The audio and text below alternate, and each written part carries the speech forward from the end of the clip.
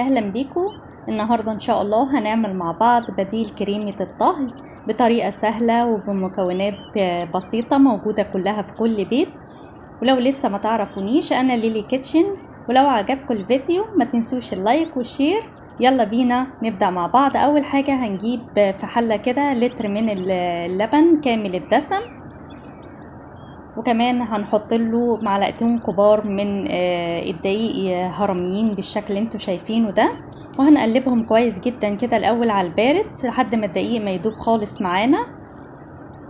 بعد كده هحطهم على النار وهفضل اقلب فيهم لحد ما الخليط ما يبدأ يغلي معايا، وكمان يكون الدقيق استوى كويس.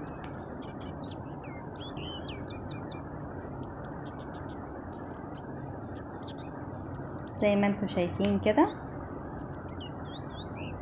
خلاص الدقيق استوى معانا. هنقفل بقى النار عليه، وبعدين هاخدهم على جنب بعيد عن النار. بعد كده هنزل عليهم بكوباية من القشطة البلدي، طبعا مش القشطة المعلبات، القشطة اللي هي وش اللبن دي اللي هتديلها دسامة وهتخليها جميلة جدا.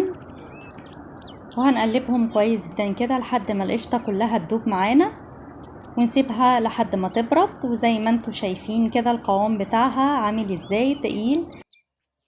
ممكن تستخدموها في كل الاكلات، وكمان تحفظوها في التلاجة، بتقعد حوالي من اسبوع ل10 ايام.